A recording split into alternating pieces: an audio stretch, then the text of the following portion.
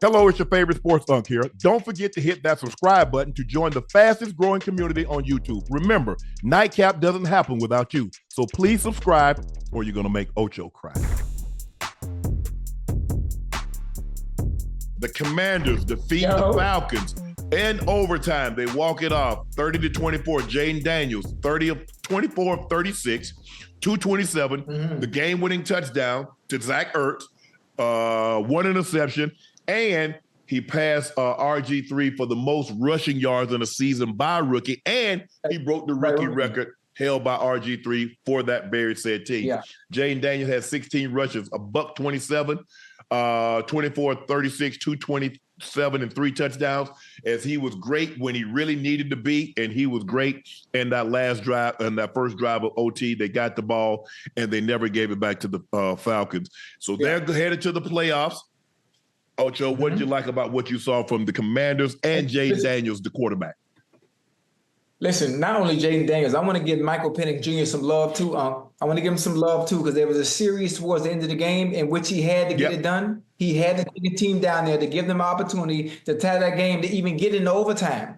So the fact that he was able to do that, now he did miss some throws. He did miss some throws on that drive, but they still were able to overcome those missed throws. He played a good game. I think he is the future. He is the future of that franchise over there in Atlanta. So, boom, now to that young bull from LSU. Matter of fact, let's talk about that young bull who's the rookie of the year. Some people might say Brock Bowers. Brock Bowers, he had a great season. But the rookie of the year is Brock Jayden Bowers Daniels. with that team, they won 4 games.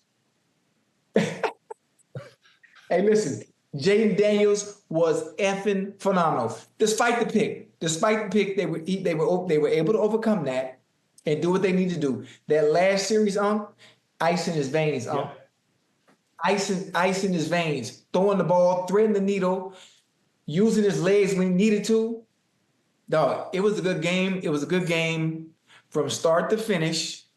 And again, I just told you this last night. I don't know what it is about the end of games. No matter who's playing, for some reason, it always comes down to the team, whoever has the ball last. Yeah. It happened with the Bengals. We just saw it last night. It happened again tonight. Well, actually, you guys had the ball first, and y'all missed the field goal. Remember, you doinked the field goal. So you got it. Right. Don't remind me. Don't remind me. You donked the field goal. I don't even know if these games should have went to overtime, because Jayden Daniels threw the ball right through, and Zacchaeus let the ball go right off his shoulder pad. The ball hit him in his face. Yeah. So I don't even know if we should have even went to overtime.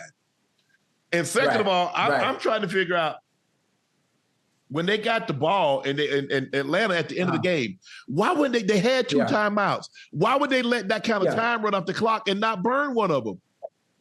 I have a question, I have a question. As a head coach, Raheem Morris, right? As a head coach, do you have a spotter, or do you have somebody in your ear that can help you with clock management?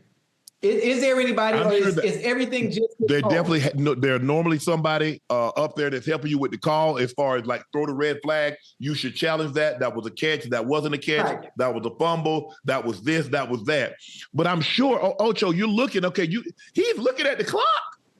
Okay, they called the ball. He didn't get out of bounds. Use a timeout. You have 2. Why would you let that kind of time? Because now you speed your quarterback up, and you don't need quarterback up. Yeah, exactly. I said the same thing about Minnesota earlier. They had 3 timeouts. Right. It wouldn't burn any of them. Mm-hmm. They don't roll. They don't carry over. It's not like if you get to the end of the year and you have a surplus of timeouts, you get to use them all in that game. It doesn't work like that. Right. You get a new set to start the half. I was confused by what Minnesota did. I was equally confused by what the Atlanta Falcons did. Because I'm like, bro, you have 2 timeouts. Take one of them. Right. It just didn't make any sense for me. I agree with you, Ocho. I thought Penix played well given the circumstances. I was surprised that they didn't run Bijan Robinson a little bit more in the second half, because he had it going in the first half. Yeah. I mean, he ended up with 17 carries for 90 yards and 2 touchdowns. But if I'm not mistaken, I think he had those 2 touchdowns, might have had those in the first half. But I was surprised that they didn't run him a little more. Penix missed some throws early in the game. I think he was probably a little juiced.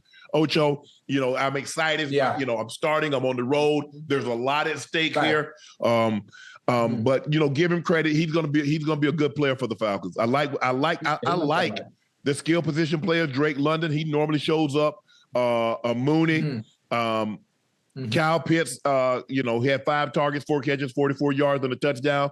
A great touchdown to get the game to overtime. Go ahead. Can I say something, please? For those of you in the chat, if you watch Kyle Pitts play when he was at Florida, understanding how special of a talent he is, how much of a mismatch or advantage that the Falcons have having a player like that can not only line up at tight end. I call him a hybrid. I don't see him as much as a blocker. I call him a hybrid. He can play tight end. He can play receiver. He can line up in the slot at the number 2, or he can take his ass out wide, and create a mismatch for you. I don't understand why the Falcons don't use Kyle Pitts to his strengths and what he can do from an offensive standpoint. For the life of me, I don't understand how he has a rookie year that he has, and he comes back despite his injury, despite the injury that he had. He was able to come back. He's still not being utilized the right way. And I just had to get that out there because the way they're using him and knowing what he can do and what I've seen from him before and knowing the talent that he has and how he can help that offense and make the quarterback job a little easier. Yeah. He can make the job a little easier, but they just don't use him. I don't understand what is going on over there.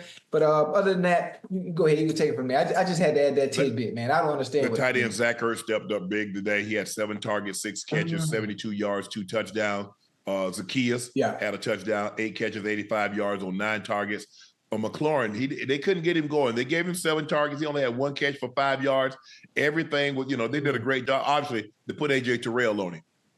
You see what they did? Yeah. Okay. Yeah. We're going to say, hey, we'll run him. And that's what you have to do sometimes. It's okay. Right. Hey, take him. I would have been opposed to him putting Terrell on his second best receiver and then running coverage towards McLaurin. Now, the problem that you have is that you got a tight end that's feasting. Now you got to pay some attention to him. You got Jesse Bates the third, and that's what you got him there for. He's supposed to be the guy that somewhat neutralized the tight end. But Ertz had some big catches today, big touchdown catches. We know he went to the Pro Bowl a couple of years in Philly, but then they got Dallas Goedert and Cal Katera, and they were just like, okay, we're just going to move on because it doesn't make sense for us to have. And then he went to Arizona, and then they get Trey McBride, and it's like, okay, it's time for you to move on here. So, but I thought he played really, really well today. But Washington looked really good. They're 11-5 with a chance to get to 12-5, playing the Cowboys at home. Playing the Cowboys in Jerry World on the road. It'll be interesting to see because the Cowboys, we'll talk about that a little later, they quit today. Philly made them give it up. There ain't no way around it. But you see, we talked about this last week. You see the difference between when you don't have expectations and when you win a couple of games and now people expect you to go out there and compete, because Jared was very, very happy that Mike McCarthy got these guys ready to compete and to play hard. And the moment Philly started leaning on them, they laid it down. They laid it down. Yeah. Because, they got a couple a little cheap late in the game, but Philly opened up a can on them. And Saquon did what Saquon was supposed to do. But I'm excited for the Washington football team. They got that stench, which is Daniel Snyder, out of there. They've done a great job of drafting. They got the quarterback. They had nice pieces in place, but they got a quarterback. They brought an offensive coordinator in that's good at handling young quarterbacks, putting and having an offense that's very quarterback friendly, that utilizes what that quarterback does. Remember Kyler Murray? Kyler Murray did a lot of what we see Jayden Daniels doing this season. And Kyler Murray was Rookie of the Year. So I don't think anybody's surprised by that. I think I don't think Kyler and them made the playoffs his rookie season. I think they made it his second season. But Jayden Daniels, 16 carries, $127, 24-36, 227, 3 touchdowns, 1 interception, and the game-winning touchdown in overtime to Zach Ertz as they walk it off and they win 30-24 and they make the playoffs for the first time since 2020.